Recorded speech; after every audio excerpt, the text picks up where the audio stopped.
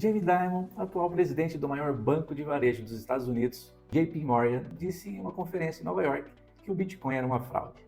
A moeda não vai funcionar, você não pode ter um negócio em que as pessoas podem inventar uma moeda do nada e imaginar que quem compra isso é realmente esperto.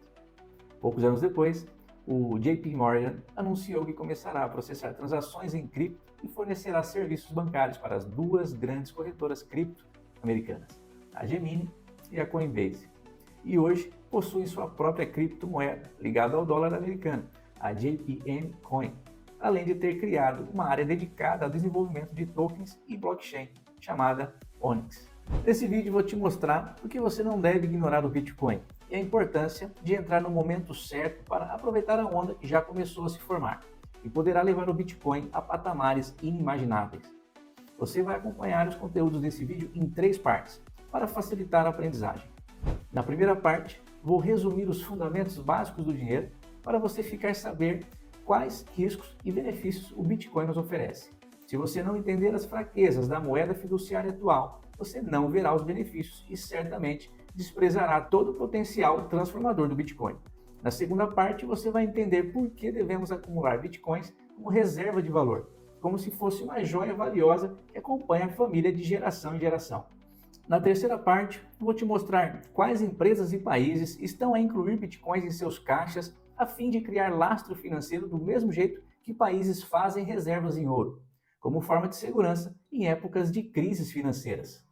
Olá, eu sou o Fernando Batista e nesse canal eu compartilho tudo que eu aprendo sobre finanças, como eu invisto meu dinheiro e como eu procuro criar várias fontes de rendas para investir cada dia mais e alcançar a liberdade financeira.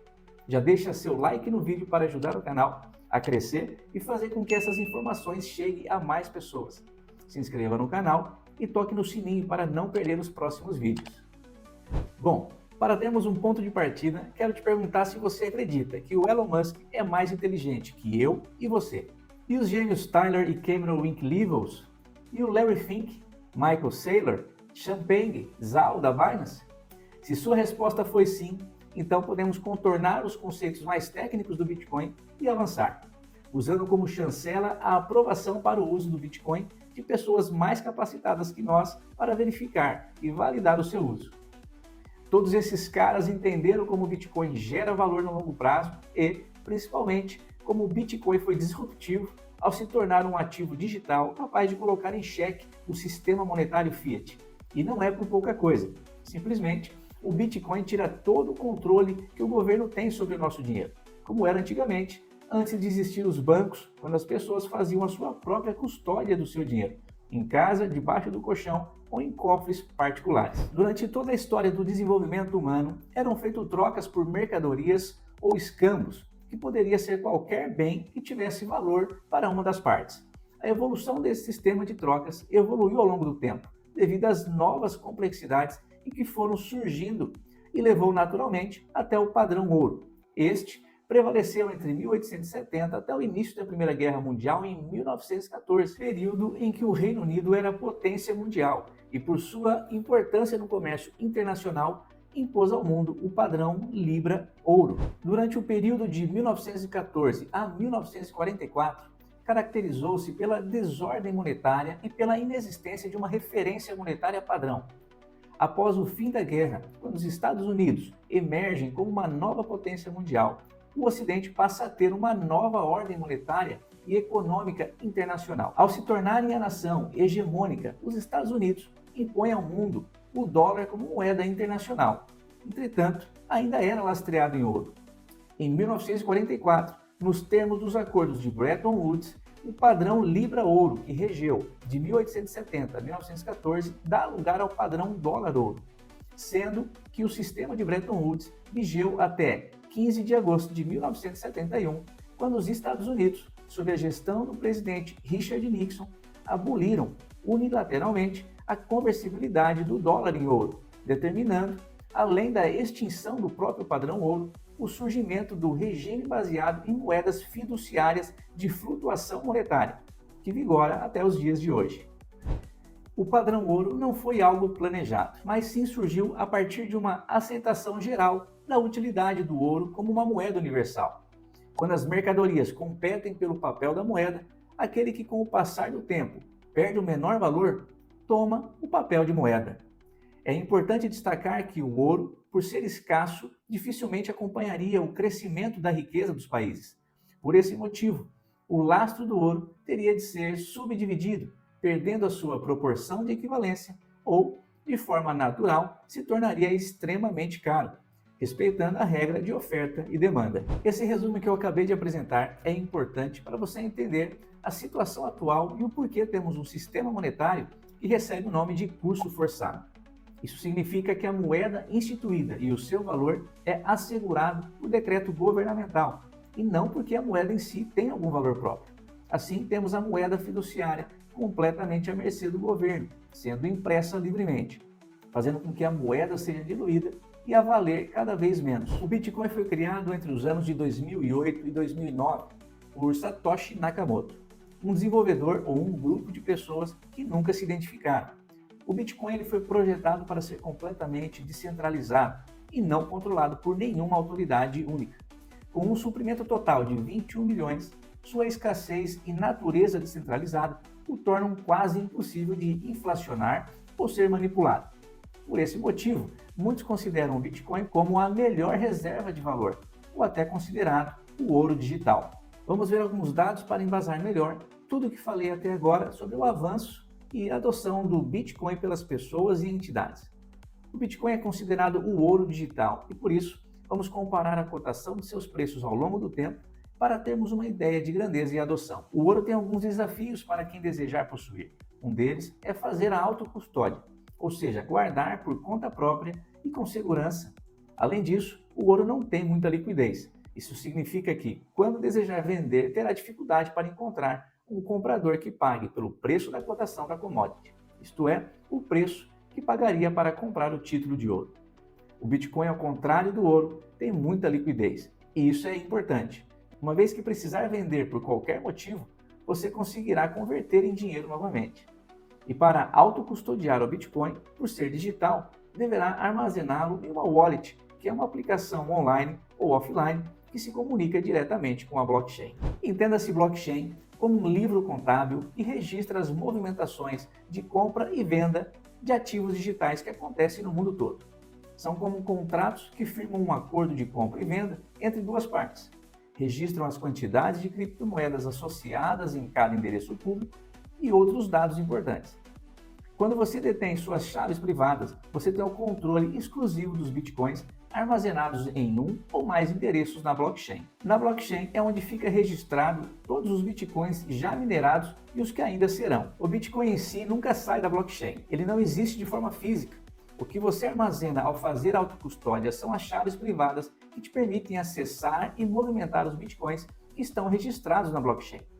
Cada transação na blockchain é um registro de mudança de propriedade. Se você enviar ou receber bitcoins, essa transação é registrada publicamente na blockchain, mas só quem tem a chave privada correspondente ao endereço de destino pode gastar ou transferir esses bitcoins no futuro. Só existirá 21 milhões de bitcoins, sendo que já foram minerados até a data desse vídeo 19.777.706 bitcoins. O restante, 1.222.294 bitcoins, está previsto para ser minerado até o ano de 2140. Minerar Bitcoin é um processo informático super complexo, que exige muito poder computacional e é iniciado sempre que há uma transação, que através de tentativas e erros, o minerador tenta encontrar um valor correto que satisfaça as condições de dificuldade imposta pela rede Bitcoin. Só após esse processo, a transação é validada e o minerador recebe sua recompensa, que a data de hoje está em 3,125 bitcoins. Novos bitcoins são criados sempre que há um bloco resolvido, e através da transação Coinbase, o protocolo do Bitcoin autoriza automaticamente o registro da recompensa na blockchain. Essa transação não tem remetente, ninguém envia esses bitcoins, e seu único propósito é gerar a recompensa de mineração, que são novos bitcoins, e transferi-los diretamente para a carteira do minerador. 15 mil a 20 mil é o número de pessoas que rodam a cópia completa do software do Bitcoin na blockchain. Também chamados de nó ou nodes, essa estrutura permite a descentralização da rede do Bitcoin. Isso só é possível devido à sua condição de software open source, ou em português, código aberto. Vamos ver agora algumas curiosidades e dados históricos sobre o Bitcoin. Um evento histórico aconteceu em 22 de maio de 2010, quando um programador chamado Laszlo Hanieks fez um acordo informal no fórum Bitcoin Talk. Ele ofereceu 10 mil bitcoins para quem comprasse 2 pizzas grandes e entregasse para ele. O usuário Jeremy Sturtevant, conhecido como Jerks no fórum, aceitou a oferta e comprou as pizzas na rede de pizzarias Papa John's usando dinheiro comum e depois recebeu os 10 mil bitcoins como pagamento. Estima-se que há aproximadamente 3 a 4 milhões de bitcoins perdidos. Isso representa 15 a 20% do fornecimento total, uma quantidade significante. 2 estudos realizados, um pela empresa de análise de blockchain Shine Analysis em 2020 e outra pela empresa Unchained Capital em 2017, relacionam os principais motivos para essas perdas, sendo a perda das chaves privadas, dispositivos danificados, podendo ser carteiras hardware e computadores que armazenavam bitcoins, podem ter sido destruídos ou descartados, levando à perda permanente dos fundos, e o esquecimento e a inatividade. Muitas pessoas mineraram ou compraram bitcoins nos primeiros dias, depois perderam o interesse ou esqueceram, nunca movendo esses fundos. Depois de ter aprendido os fundamentos básicos do dinheiro e do Bitcoin, você vai entender por que o Bitcoin é visto e aceito como um ativo de valor. Uma característica importante que eu quero que você saiba, eu vou mostrar nessa comparação entre gráficos que mostram a perda do poder de compra das moedas, euro, dólar, real e o Bitcoin.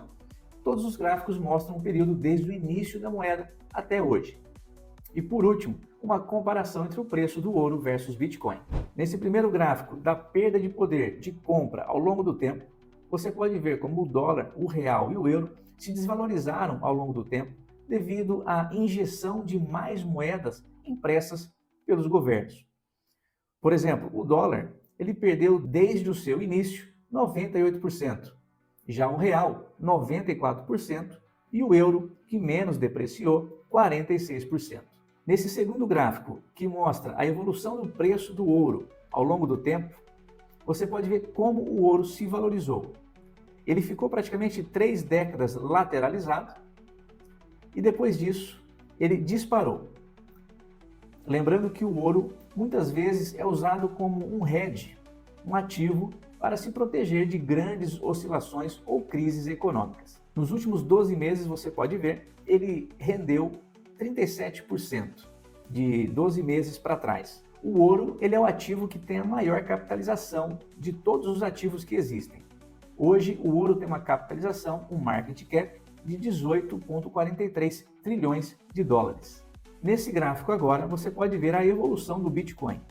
Desde o seu princípio, em 2009, ele andou praticamente de lado até o ano de 2020, praticamente. De 2020 e 2021 para frente, ele disparou absurdamente. Já o market cap do Bitcoin atual, ele está em 1,38 trilhões de dólares. Ele figura praticamente na 10ª posição entre os ativos mais capitalizados do mundo. Nos últimos 12 meses, ele teve um rendimento de incríveis 101%. Dificilmente um outro ativo rendeu tanto quanto o Bitcoin. No começo do vídeo eu mostrei alguns bilionários que adotaram o Bitcoin como ativo de valor. Entretanto, agora eu vou te mostrar algumas pessoas que mais detêm Bitcoins e empresas que incluíram Bitcoin nos seus caixas. Algumas possuem mais Bitcoins do que corretoras de criptomoedas. Vamos ver a quantidade de Bitcoins que essas empresas possuem, segundo uma matéria feita pelos sites bbc.com e infomoney.com.br em março de 2024. Vale lembrar que as quantidades são alteradas frequentemente, por isso esses números estão sempre a mudar. A não ser os bitcoins de Satoshi Nakamoto, que nunca se moveram. E vamos começar por Satoshi Nakamoto, que detém 1.100.000 bitcoins. A Binance, 550 mil bitcoins.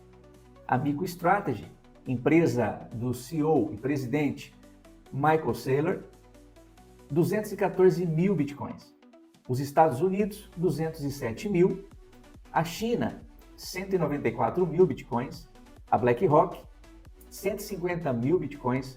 Os gêmeos Cameron e Tyler Winklevoss, 70 mil bitcoins.